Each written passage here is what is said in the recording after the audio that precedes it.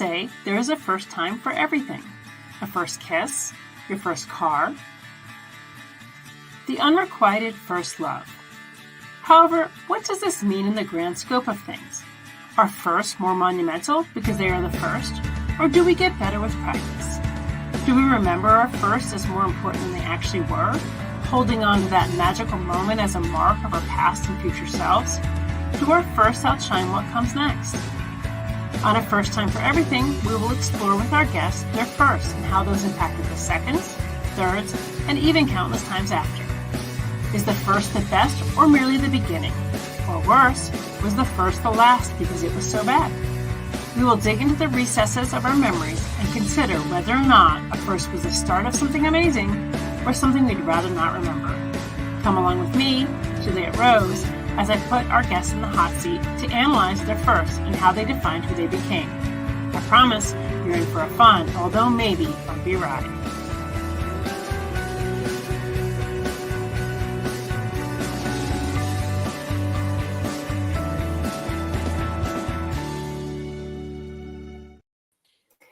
Hello, everyone, and welcome to another episode of First Time for Everything, which is part of the Go Indie Now network. And make sure that you send a star or a like if you appreciate this show, because that really helps us. And every time you contribute, you get entered into our season prize package drawing with gift card swag and more. So definitely give us a chance. And tonight we are going to be chatting with Tim Niederriter. Did I say that right? Yeah, you got it. Awesome. And he's going to tell us about his books, and he's quite the prolific writer. I always think that I've done a lot, but he definitely has done a lot more than me. So Tim, why don't you go ahead and tell us a little bit about yourself, your book, and where people can find you. Well, I'm a pretty simple guy from the Midwest. I mean, I'm a big geek, but I've always been a writer my entire adult life, basically. I started out, my first novel I wrote when I was 14, not to jump on that first time thing. But then, and I wrote one pretty much every year thereafter until now, plus a few extras. I mean, actually a lot of extras. Let me be fair here. So my books are mostly fantasy. I mixed in some sci-fi. I like to mix in and match the genre parts. So a lot of my fantasy has technology, and a lot of my science fiction has magic, if you know what I mean. So basically, that's why I lean toward it's all fantasy. It's just I write what I like to write, and I like the weird settings, kind of magic and monsters and stuff. Interesting. Do you have a website people can find you? Oh, yeah. My website is timniederriter.com. So Tim and then NEED writer.com. Need-a-writer.com. Need a writer. Okay. Yeah, so it's easier to spell than my actual last name. For sure. Yeah, for sure. So going back, you said you wrote your first book at 14. Is that published, or was that something you did? Oh, that's not published. That's not going to be published. That was me. I have none of my first 3 or 4 books will be published, I don't think. Because they were just too weak. I actually think the first one was one of the better ones out of the first 2 or 3. It was pretty good. It was pretty short. It was a space opera about giants in space, like Norse giants. Anyway, they were the bad guys, though. It didn't really work out that well. They were the bad guys. Okay.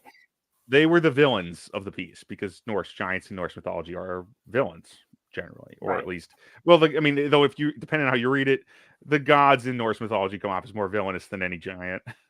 They're pretty nasty. Yeah.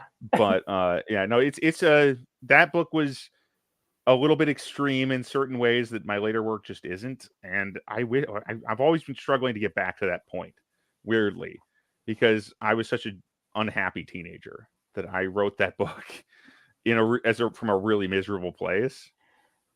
But it started something really beautiful. I really like where I've come since then. So.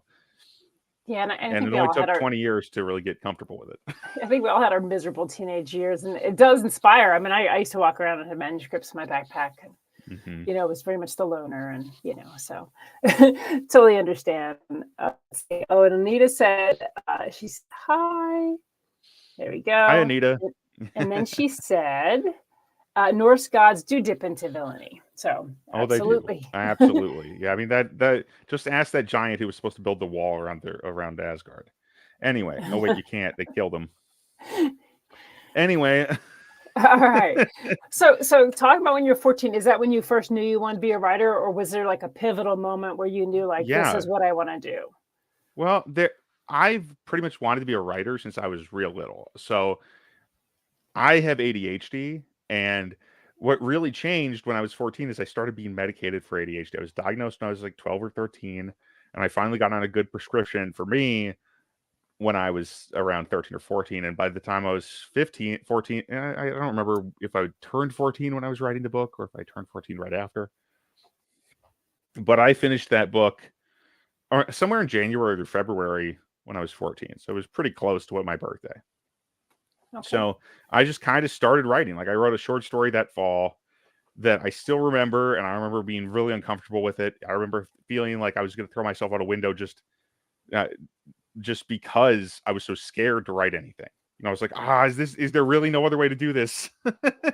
And now I can't get enough of it, or at least for a long time I couldn't get enough of it. Now I've kind of cooled a little bit, but it's still there. I still love it. If you could go back and talk to your 14-year-old, 13-year-old self and talk about writing or talk about kind of that experience, what would you tell them now? I'd say, honestly, I would tell that kid that he pretty much knew what he was doing as far as writing goes. Not the fact that no technique. Yeah, you don't have technique because you're 13. You don't know how people work yet because you're a 13-year-old autistic kid. But you will, and you're going to be happy that you spent so much time learning the skills of writing when you get, to be 20, 30, 40, 35 years old or whatever.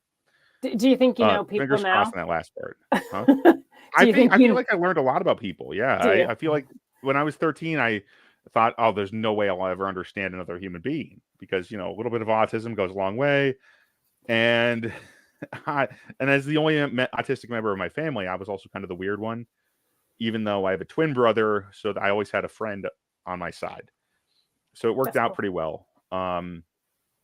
But no, really, I think my 13-year-old self knew that he had to just do something, or he was going to be even worse off. That's all he really knew, but that was a good start. I wouldn't necessarily overburden my young self with a lot of extra advice. And I might actually tell him to listen to fewer podcasts about writing. I actually agree with that philosophy. I think we get so bogged down as writers with all the rules and you should do this and you shouldn't do that. And then you're like, just scrap it and just write.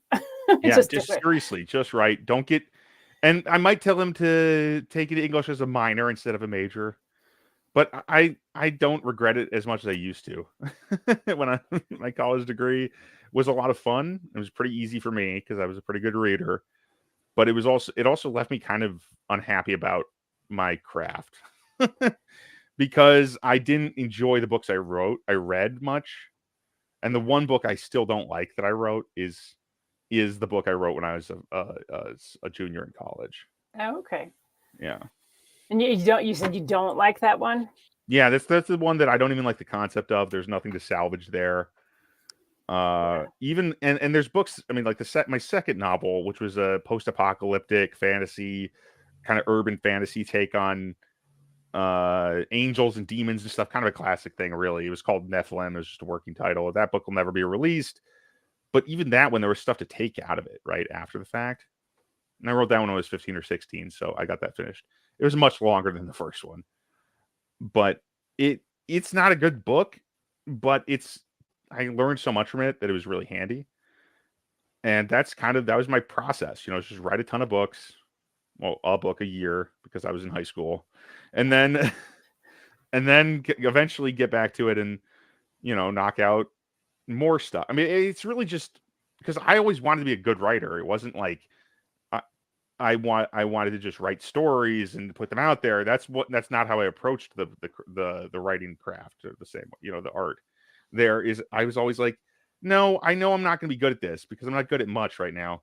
And and so I knew I needed practice from the early stuff I listened to, like the Secrets podcast with Michael Stackpole and Murray Lafferty. I should be writing that stuff. Those old podcasts that one of them's still going, I think.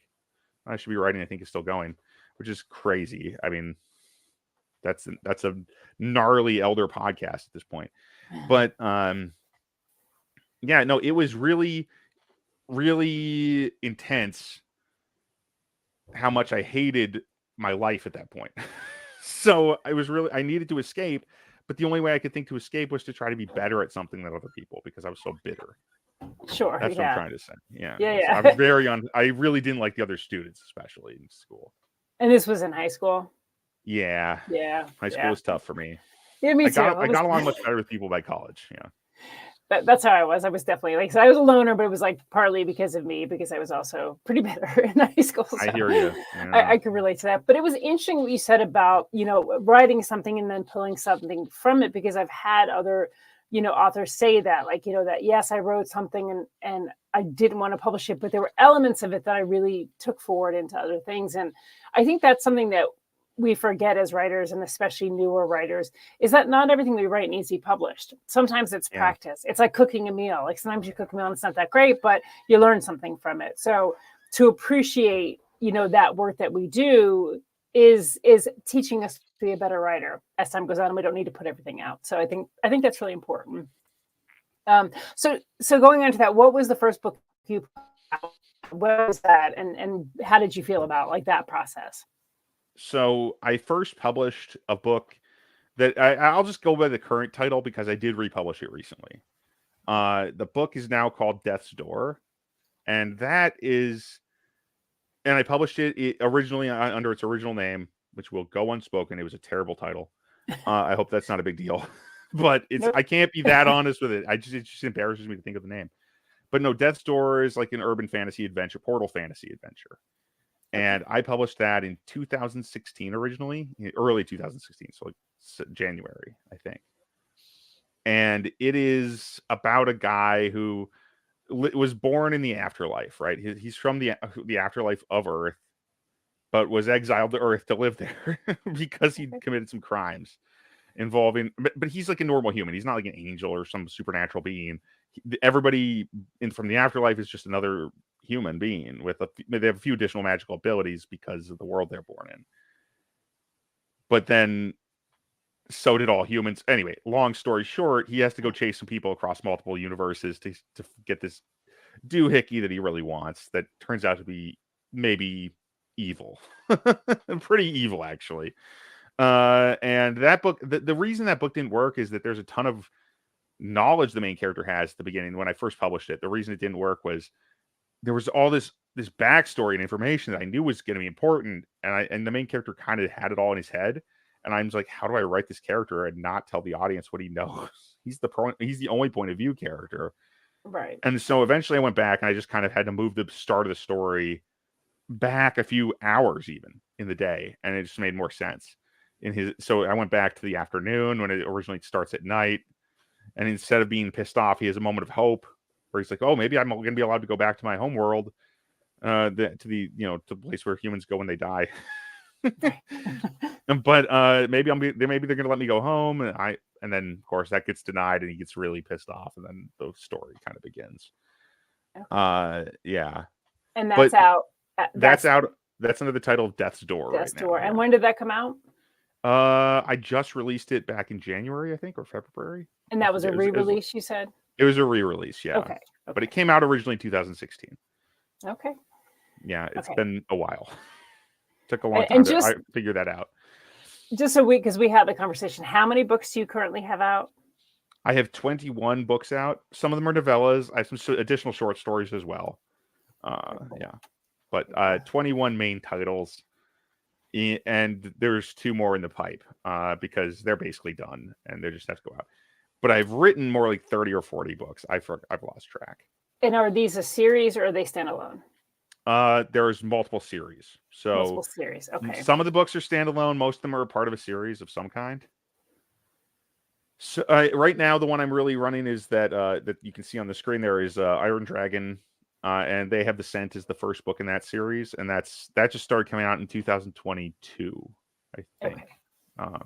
I lost track of time because I was working pretty hard at a day job for that year. What does that? I have a day job, and like sometimes I'm like, "What day is it? What I'm coming going?" That type of things. Yeah. And my day job got me up really early in the morning, so I just like lost track of time like crazy. I'd drive to work at 3 a.m. to load cars for deliveries. That's a lot. I don't think I could do that. So yeah, I could see why you were. It was pretty brutal. So you put your first book out. So let's kind of go into like that experience of like, what were some roadblocks that you faced when you were putting that out? And then what was, I guess, kind of like the feedback on that first book?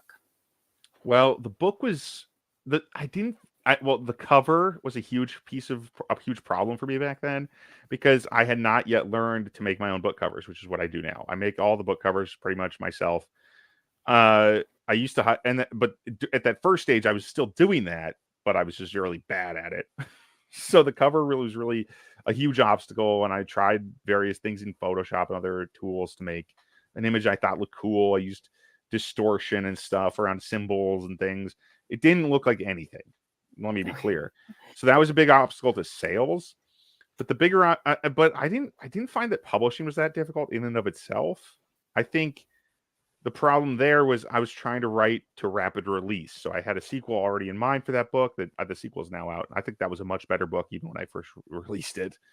But the biggest issue was that the book wasn't ready, because I had tried to write it to a formula that I didn't understand, that would hopefully get the book done really fast, because I like writing fast. And so I was following Michael Moorcock's 4 days to write a novel formula. Okay. And I missed a few important ingredients, one of which is illegal, which he used. Supposedly, allegedly. But no, it wasn't, and it's not like, it's nothing that bad now. I mean, I think people would not be terribly surprised to hear that he was on the influence of some drugs when he made the Elric books and a bunch of his other books. But regardless, allegedly, I haven't talked to him about this, so I don't want to be too upfront about it. But it's like, that's what I heard. I keep hearing around the writer circles that I'm in. But he had this kind of interview in a book with another author who was interviewing it. Colin Greenland interviewed him, and he related how he wrote these books in 4 days. He'd write a 60,000 word novel in 4 days, and I thought, oh, I can try to do that. That's a lot. Because at that point, I had written, my biggest day was like 12,000 words. But I said, whatever. I'm 25. I can do it. And so I tried to stick to his idea. I tried to stick to his concept of just, kind of having ideas, a list of things that you want to put in the story, like elements, like weird fantasy things, crazy things that are going to be interesting to the reader and to the writer. And that's how I think of it. For him, it was stock tropes and images, because he's really dismissive of how he wrote these books. Okay. But and then a strong character that runs into a lot of trouble and just traveling through this world trying to chase something down, which is why I was doing a quest to chase story. And this resulted in me rushing the book a lot, which meant that I had to go back and add a lot of elements and because the world of these books is way more internally consistent than something like Elric, which I finally did finish reading this year. And I do like those books, but they're not as intensive in the world building department as most current fantasy is. Even urban fantasy is more consistently built than those old books from the 80s and 70s. Yes, Anita. Yes. Well, it's interesting because I can write a book in 30 days, but I can't imagine 4, because I feel like 30 days I'm sitting every day and I'm really focusing on it, but I can't imagine trying to do it in 4 days. I feel like I would just leave so much out or create maybe gaps within my story. Yeah, the first time I wrote a book in less than a month was really a big deal to me. And a big book. Like, I mean, I've written 50,000 word books in about 30 days, pretty consistently at times. But writing, I wrote a 110,000 word book in 2 weeks with a break with a week off in the middle. So it was 3 weeks. That was 2019, and that was with dictation. Yeah, and then it was editing. It was a lot of editing. It should not have just gone out at the door a month and a half later. It should have been edited another month at least before I released it. But that was my first time dictating a novel, so I didn't realize I needed to edit it that much, and so it came out kind of rough. Oh yeah, and it's okay. Yeah. It's okay now. I just had a lot of cleanup still to do. Yeah. I don't think really, especially new writers, understand the importance of, say, like editing.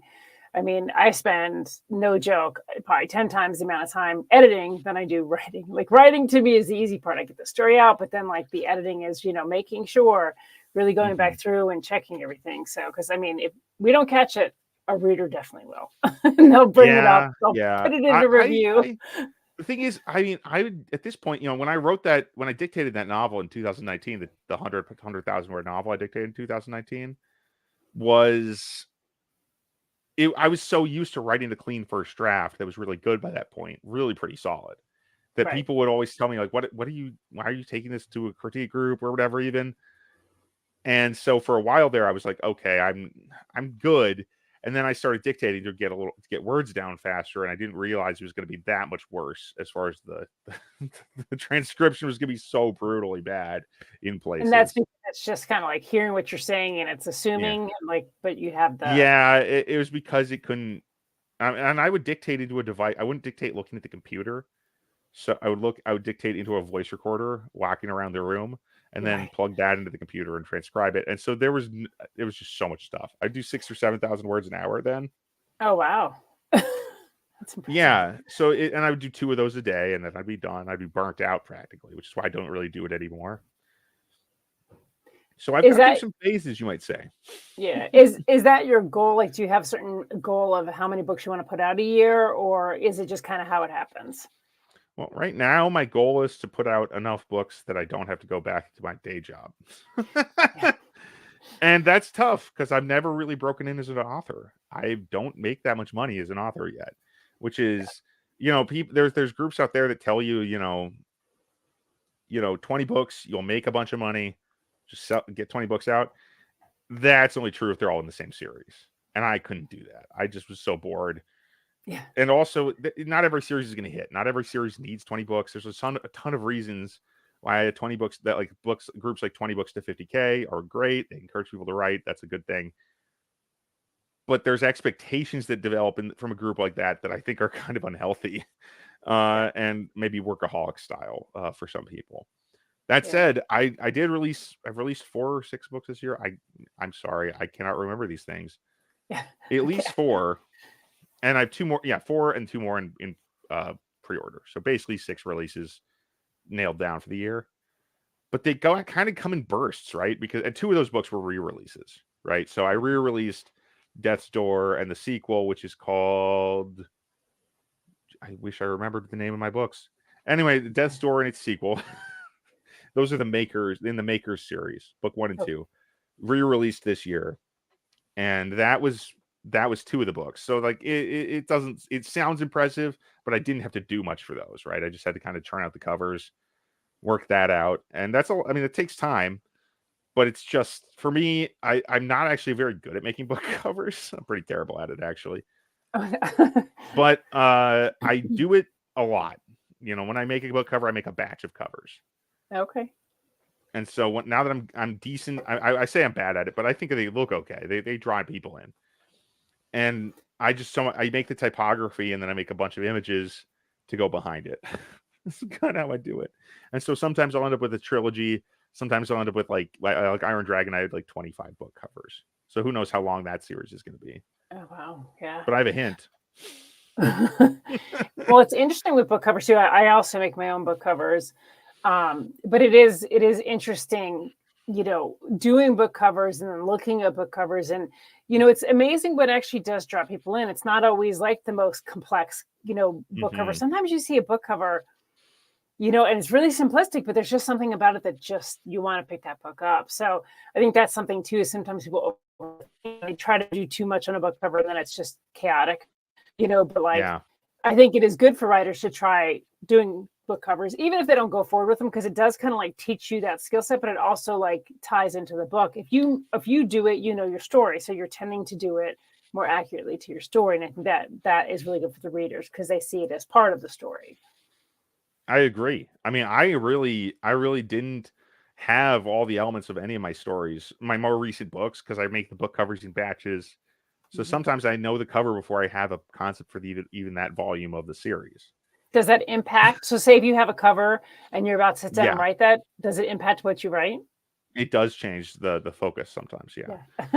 and I mean, I keep looking at they have the scent cover, and a lot of the things changed because of that cover. I'm like, the dragon's jaw is pretty mangled. I'm like, yeah, that's good. And I was working with, images I couldn't modify again effectively because I'm not that good at Photoshop.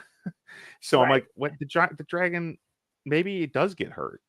There's a thought.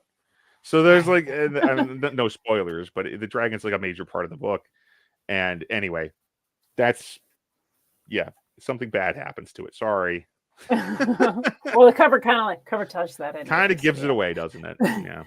And it is, I mean, it is part of the story. So, I mean, that is fine. I think that's fine to like adjust things to match it if you've already done the cover and you really like it, or you can't change it to adjust things a little bit. It also fit with the story. I would have just changed. I would have replaced all the images, right? I would have had to replace all the stock stuff if it didn't work, but it did. So I'm happy about how that one worked out.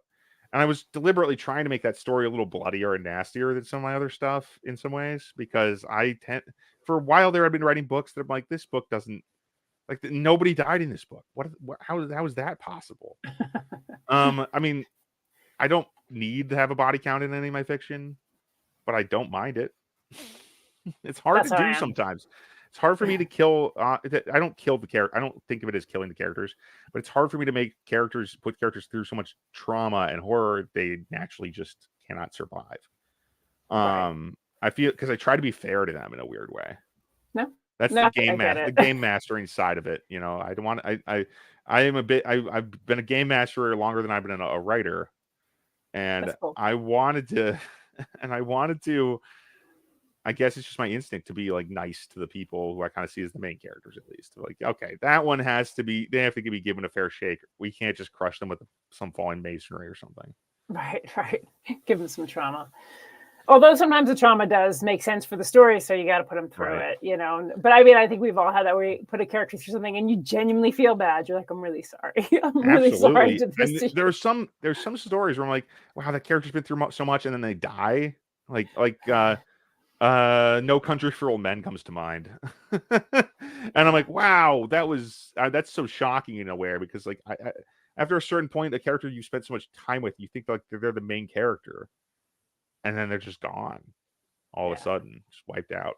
But if it makes a better story, that's kind of the point. I mean, it's like, you know, there's that website, you know, does a dog die? Sometimes the dog has to die. I'm just going to say that, people. Like, I'm a dog lover, but sometimes the dog has to die. It's just how the story works. Let's see.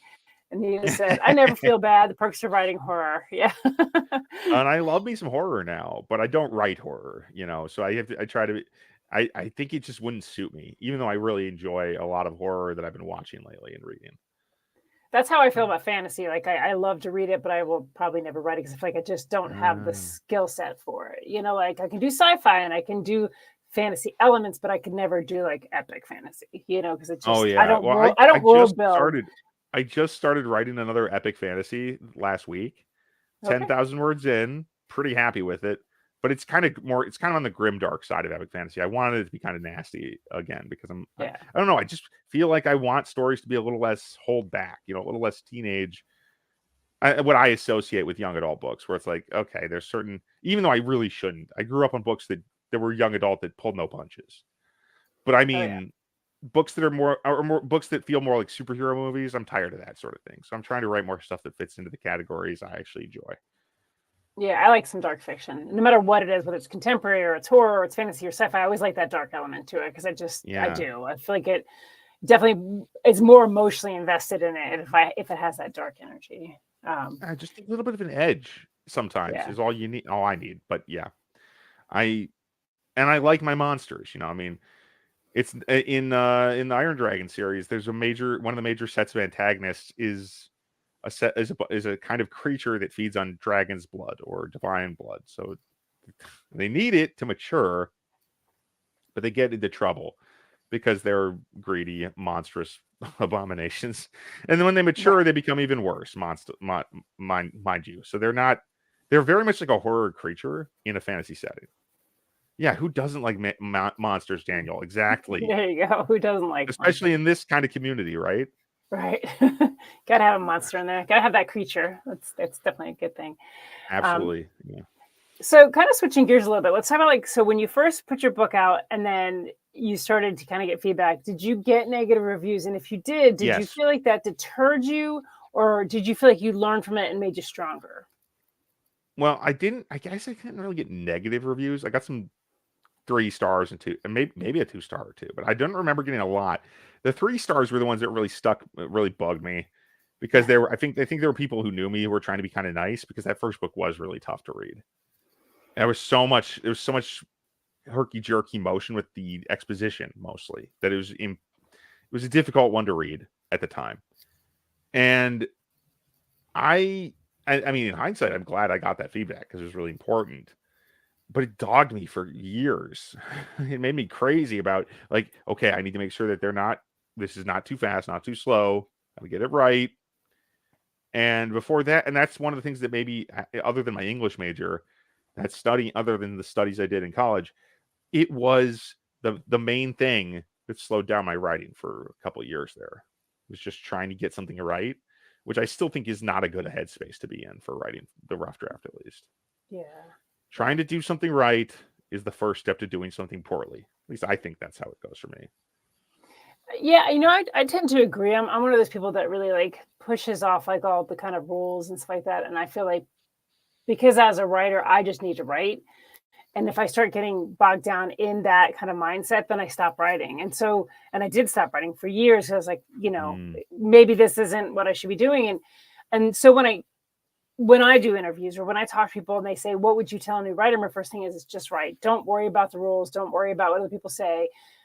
Right. Because you can always go back. You can take that draft and go back 100 times if you need to, to get it where you want it to be. But if you are convincing yourself that maybe you're not good enough, or maybe you're not doing it right, or the pacing's off, you might stop yourself altogether. So I think that's, when I get a negative review, and same thing, I don't have I don't think I have any 1 stars, but like, 2s and 3s, if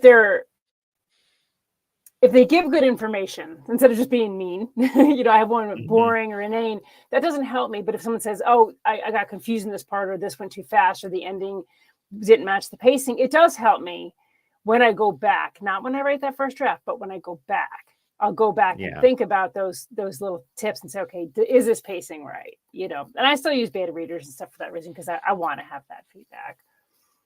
No, that makes sense. And I wish I had time for that feedback, because I kind of don't. I published the books too quickly now to actually wait for people to read them first. Takes a while. I have to trust myself. I have to be kind of stupidly confident to make it work now. But I'm getting decent reviews on everything. I mean, to be fair, the first Iron Dragon book did get a 1 star. It was my first and only 1 star review, I think, at this point. And on any of my books. And it was, it was pretty harsh. But that's because this was another book that I partially dictated, and I was rushing it out the door. So I went back and I edited it, and it came out fine. I don't think that review would necessarily hold water anymore. So I don't, and that's the beauty of being independently published, is I can go back and fix it later. Absolutely. Some people think, I mean, I'm not sure who said it first, but Patrick Rothfuss definitely made it pretty popular to say that, the book can be late once, but it can suck forever. But that's not true either, because nothing is forever. Right. Yeah, in this day and age, indie publishing has definitely changed the ability to continually make something better in my mind. And I have some author friends say, we should put it out, don't think about it again. Well, one, I'm an overthinker. That's never going to happen. I'm always going to think about it. So but yeah, like if somebody does point something else and says, hey, by the way, I saw this error or whatever, I will go and fix it. Because to me, that's the benefit of the world we live in now, is we can go and fix it or change the cover or do whatever we want. As long as, to me, you're not changing the whole story, because then that's a different story. I wouldn't change the story. All I do is clean up books. Like I've released books, or like what I did with Death's Door, where I republished it, and it was years later. I republished this book because it needed the exposition in different places. So I fixed that and I put it back. But the story's the same. It's just there's a few tweaks because I could. And very few people read the original version anyway. But the one thing I would say is that fixing a broken draft is not a great thing to have to do. Like, I've done it a couple times with books that I've released, a few times. And I don't like doing it. It's pretty miserable, because then I know people got the bad version. So I'm being careful not to release them yet. But but mostly that takes the form of how I changed the process of not dictating the rough draft, basically. Because dictating the rough draft invites me to be lazy. If I fall into any kind of laziness editing it, I have produced good rough drafts or good books that don't have a lot of negative reviews with dictation, but they take longer than writing a book by typing it. So I kind of just decided to stop dictating. Maybe I'll get back on that horse eventually, but until then, I'm in this phase I'm in now. I don't think it makes sense to dictate because I can't clean it up easily enough. Whereas, well, because it's almost like, would it take more cleanup? So it would actually take away the benefit of the dictation. Exactly. Then The if whole you just point is written to it, just do it faster. I prefer typing. I do prefer typing. It's more fun. I enjoy writing the story a little slower, 2,000 words an hour instead of 6,000 words an hour. Yeah. That's fine by me, And honestly, even 2,000 words an hour is not necessary. 1,000, 1,500, that's a great number for an hour's work. And like right now I'm doing like 3,000 words a day on a good day. That's good. That's plenty. That's plenty. Yeah, my goal is I don't need 2,000 to do to 2,500, and that's about with a day job. Obviously, that's about all I can squeeze in without. I feel like maybe getting sloppy. So, let's see. And I was going to just put up. Daniel said the most useful critiques are the ones pointing out issues, even the review is overall positive. I agree with that. I mean, I think that, as writers, I mean, we're always going to get reviews that are not a benefit to us at all, where they just say nasty things and move on with their lives. It doesn't help us. But when they do point out certain things, and again, I'm never going to go back and change. So someone says, well, I didn't like this section of the story. I don't like how these characters acted. I'm not going to change it. I'm going to keep that. I might change typos, might change small things, but I'm not going to go and change a story that's out there because someone doesn't like it. So we're on the same page there. I have gotten a number of reviews for books where people just like, wow, they did not like this, or they didn't like this element. One of my favorite reviews on my book, 10 Liars, is a 4-star review. Pointed out some very salient problems with specifically the love story and a number of other points in the book. But it was a 4-star review. I'm like, that person still enjoyed the book. Right. The book could have done better. And there's some things I genuinely think they pointed out that I'm like, I wish I'd done it the other way.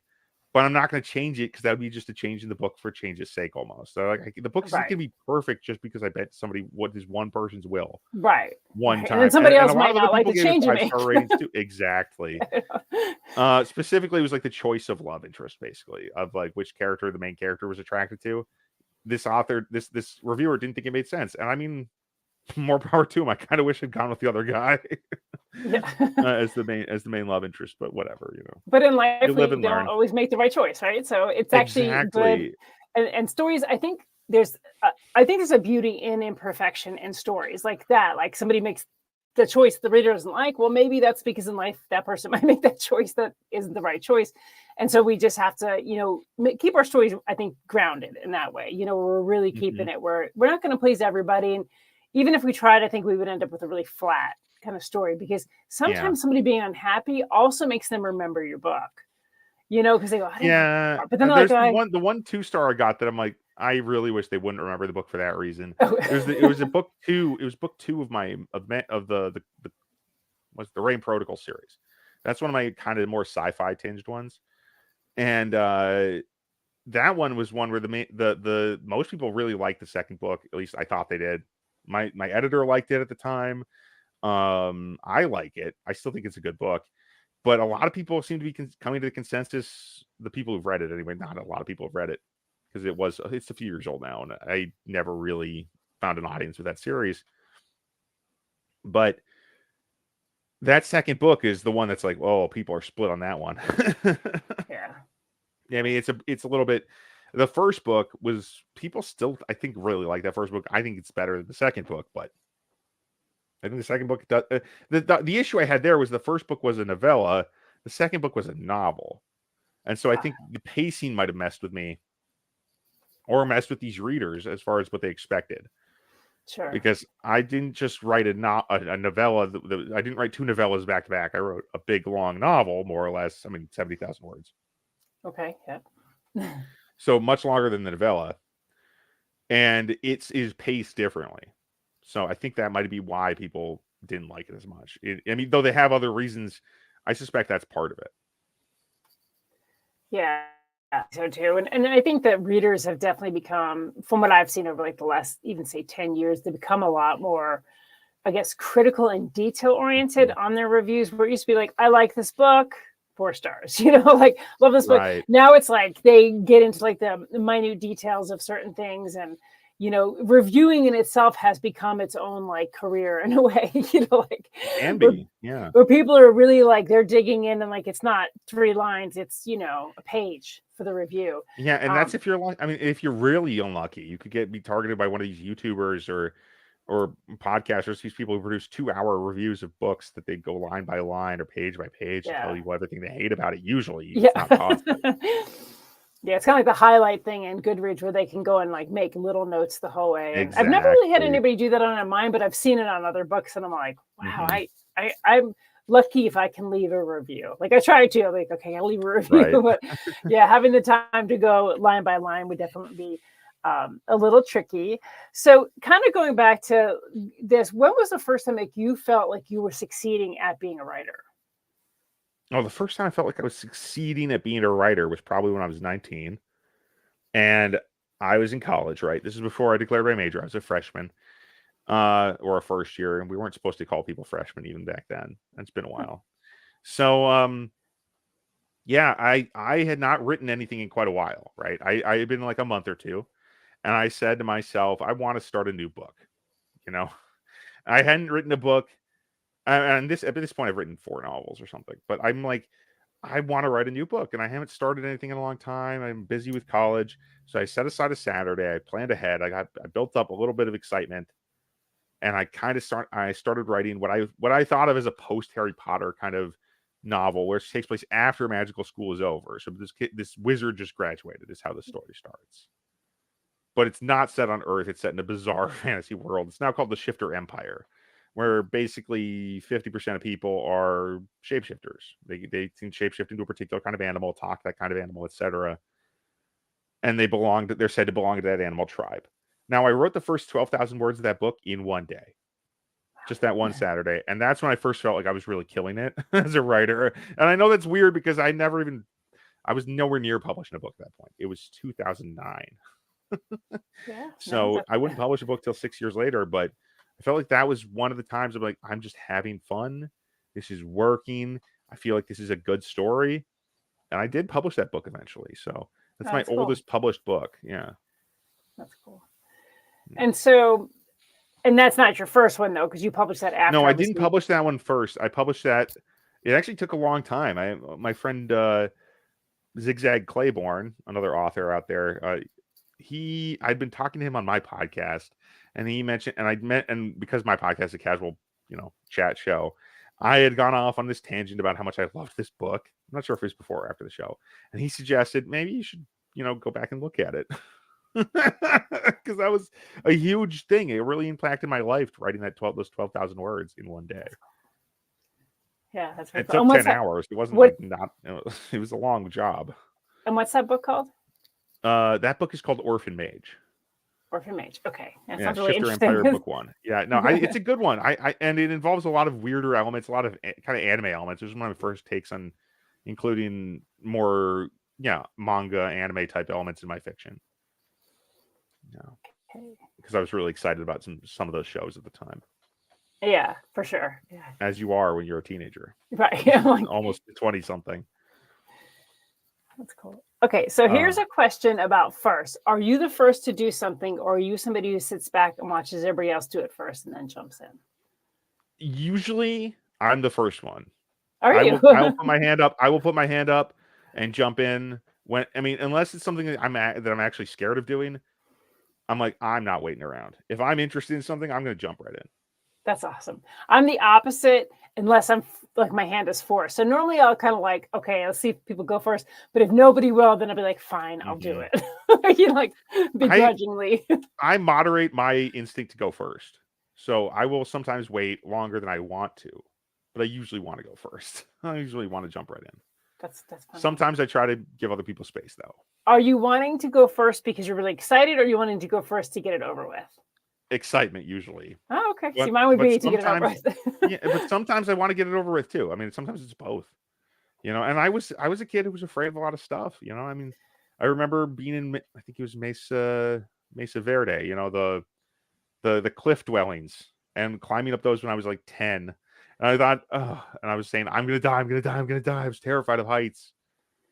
And then now I'm like, I don't have time for this. I'm falling an unspeakably far distance. All right. So who is somebody that, other than yourself, that first supported you in like your dream of being a writer, and even now, who supports you in that goal?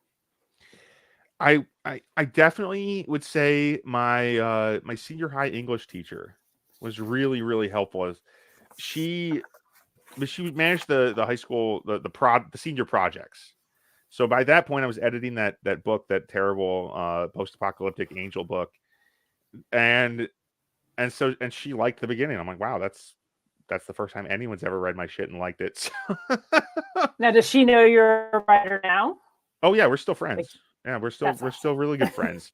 And yeah, she's read a couple of my books. She's busy, of course, being an English teacher still, but very, very supportive in all many ways. I mean, just one of the best people. Fantastic. Yeah. That's cool. Yeah, teachers can really be that way. I think that I have the same thing. I have just, if I look back, being a writer, it was always a teacher that was really supportive and said, you should do this. And I was like, really? So I didn't really get that at home. So I got it at school. And I always say, like, give props to teachers because they definitely make that difference. I mean, to be fair, my family was never not supportive. They just didn't know what to do. Right. They're not. So it wasn't like they were a bunch of ogres who were trying to say, no, you can't do it. You'll never do it. I mean, maybe a couple of them, but out of my parents were always really nice to me about my writing. They were always really, really kind. That's cool. Yeah. Yeah. So what is a first you would rather forget? And it doesn't have to be about writing. It could be any first. That's a good question. Well, geez. Okay. So I'd say, oh man, I was not prepared for this one. No, it's a good question. I think maybe the first, because I've not had a ton of firsts that a lot of people have had. Let me be clear. I was watching that introduction, and there's a bunch of stuff I've never done that it was pictured in your introduction. I'm like, okay, so I'm trying to remember something, trying to think of something. Oh, honestly, I think the first time I asked somebody out, it was like, oh, that sucked. I wish I had done it differently. And there's a ton of things about that. The first time I was like, oh, I wanted to tell somebody I liked them back in high school, middle school, really. And I'm like, that was awful. I would never do it like that again. For and sure, I really don't want to go into why, because it was really awful. But hey, lots of things like that. Yeah, first, especially in school, are like always the worst. Like everything about that is like, that's the worst. Yeah. Okay, so here is a question. So why are firsts important? So thinking about that, like the failures, the successes, why are first important? What do they teach us? Well, the first step is, it can be, you can scuttle it. You can go and take a step in a different direction, right? It's kind of that first indicator, right? It's just this, if you're going in the right direction, you can often tell almost immediately. And that's something I didn't pick up on until much later in life. Honestly, it took me a lot of firsts that I failed at to realize that, if you're meeting resistance initially, and I don't mean like from inside your head. I mean, if what you're doing isn't working, you can usually tell pretty early on. There's indicators that you can pick out from the first step, Yeah. And for example, when I started advertising on Amazon, right? Because I have a lot of books out, and I only recently started advertising effectively. So that maybe tells you something about me. I've been advertising for years. I think I finally got something going with the first book free in a series. Anyway, and then a bunch of other books in the series, for money. And that so far is working okay. It's a good start. It's kind of a bread and butter technique to some people. Some people it's a little bit outmoded. It's working for me. Right. But when I started advertising, I'm like, well, I have one book out. Let's advertise it. Like that's the perfect example of something terrible to do. Most of the time, that isn't going to work. That's going to just result in you spending money and losing money. And yeah, that's a good example, I think. Yeah, and it's interesting because like I was the type of person that used to think if I failed at a first that I just wanted to erase it. It never happened. Remove all proof of it off the face of the earth. But as time has gone on, I've actually realized not to do that, because I can look back then at it and say what did work, what didn't work. Was it, it was a failure, but why was it a failure and what didn't fail out of it. So like it makes me more forgiving of my past in those first, where before it was like I was just embarrassed. I was like, this is terrible. I don't want anybody to know I ever did this. And that's a really good attitude, because the embarrassment's really strong with a lot of those mistakes, especially the ones that we make when we're kids. And that's the funny part, is that of course you make mistakes when you're a kid. You're a kid. Right. But that's what we're supposed to do. even when I'm an adult, even as an adult, I look back and I'm like, wow, that kid was really in a bad place.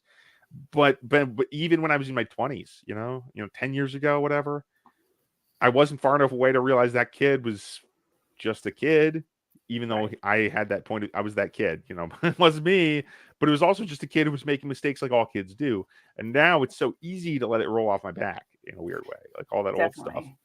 And just be like, whatever. I mean, I'm way different now. The beard's the same, but that's about it. At least when I was 16, I had a beard about this big. Yeah, even when I'm working with, like, say, training someone or something like that, I always say, like, we learn as much from our mistakes as we do from our successes. And it's really important to embrace that, because it's not a personal failure. It's learning, like we learn by making mistakes. So it's okay. Yeah. And honestly, that's one of the things that bothered me the most about my writing groups. Well, some of my writing groups, a few of them were very good. Actually, it's funny. I've been in a lot of like writing groups over the years, like 4 or 5. And I feel like that's a lot, because none of them really stuck for long. Yeah. The first one was good. The later ones were mostly garbage. One of them is really nice that I just don't have any time to go to anymore.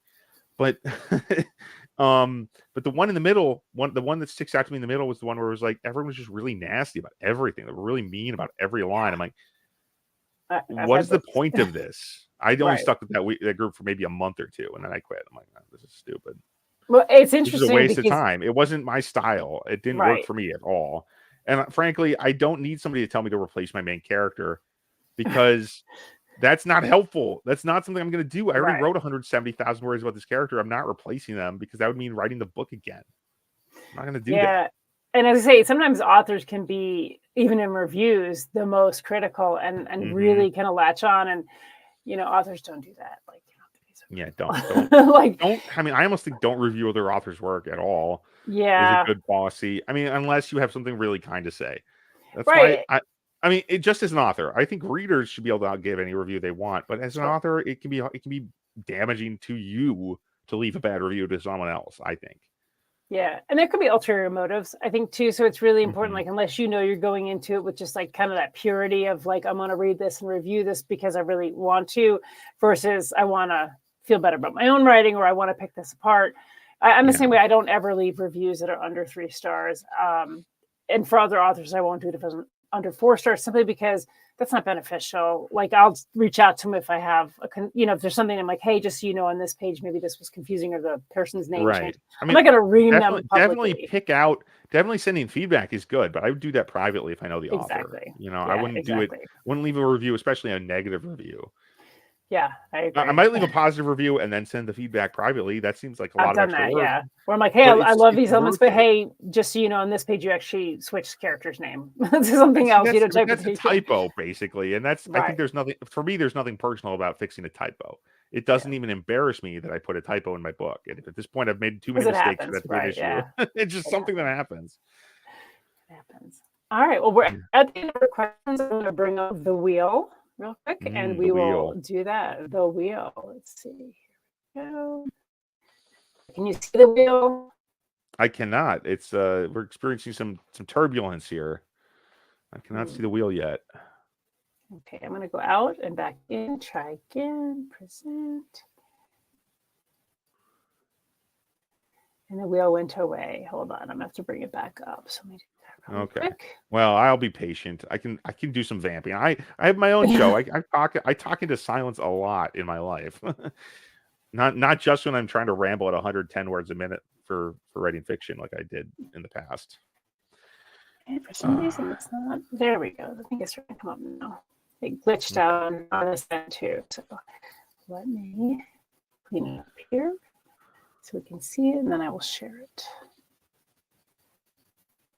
All right. Now I'm just see it now. No, I still don't see it, unfortunately. Strange. Okay. And you're starting to get kind of distorted too, just so you know. There's a lot of. I am. Yeah, there's a lot. It seems like there's some lag over there. Okay, so let me try something real quick. I'm going to try to put my headset on. We live in a very rural area, so it likes to not always work. Fair enough. Small town for me. Are you in a small town? Yeah, we're. I mean, it's sort of a small town. It's growing a lot. Where are you located? Minnesota. Oh, Minnesota. Okay. Yeah, southern Minnesota. So I'm not like up in the woods. It's a totally different environment north of the Twin Cities, basically. But where I am, it's basically just plains of corn, or will be soon. Right now, there's nothing in the ground. Okay, can you see this now? Yeah, now I can see the wheel. Wonderful. Okay, let's give this a spin.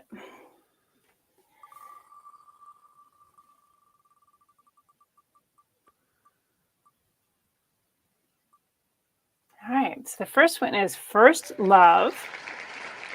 And that does not have to be a person. It could be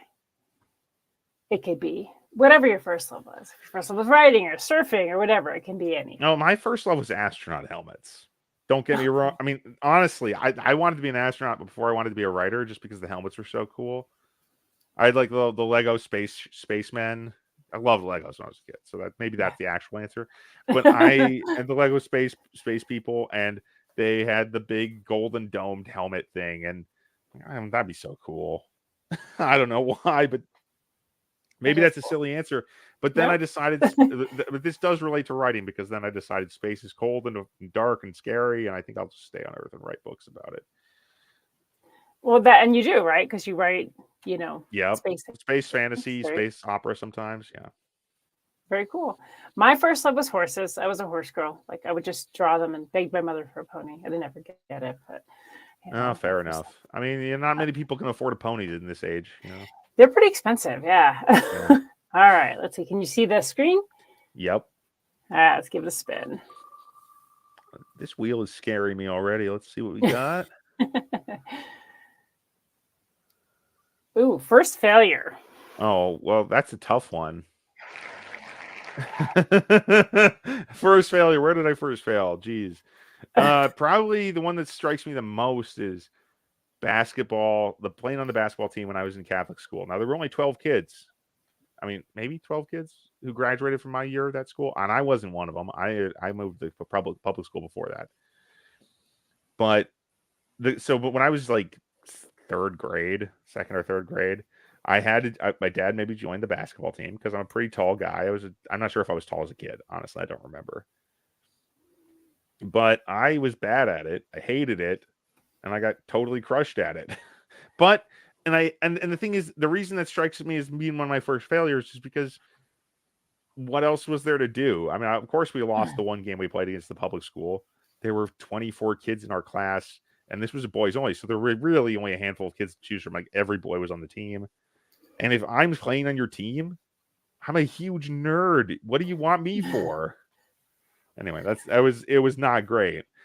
But I remember it kind of positively, because at least it's behind me. It was a humiliating experience, because then we had to go and play games with a school of 300 kids, and that's still tiny by a lot of standards, but that's a lot of kids. It is a lot of kids. Yeah.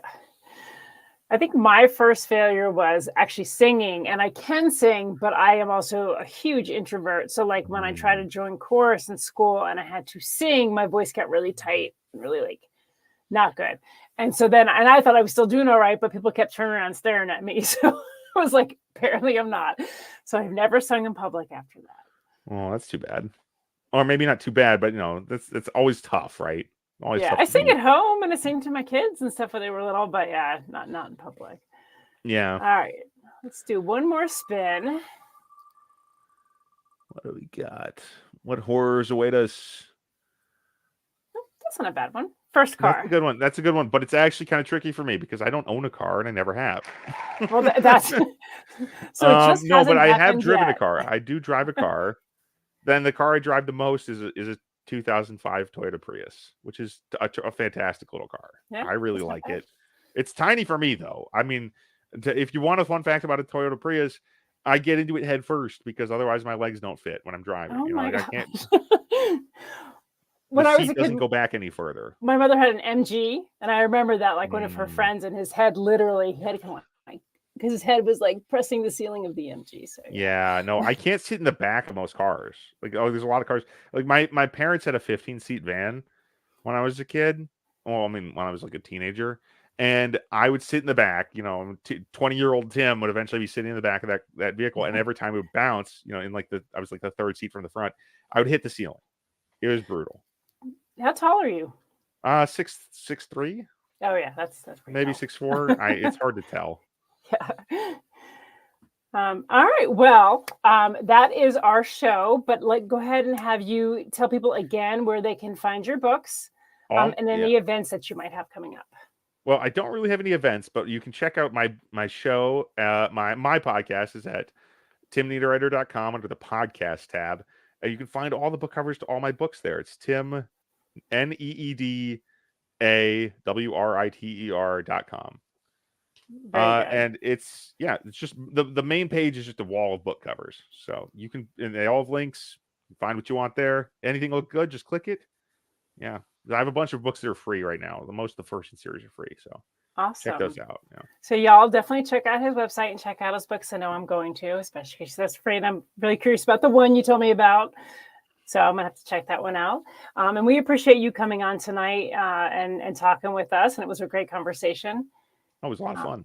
And thank you to our listeners. We had some great feedback from the listeners today too. And remember, everybody, there's always time for Go Indie Now.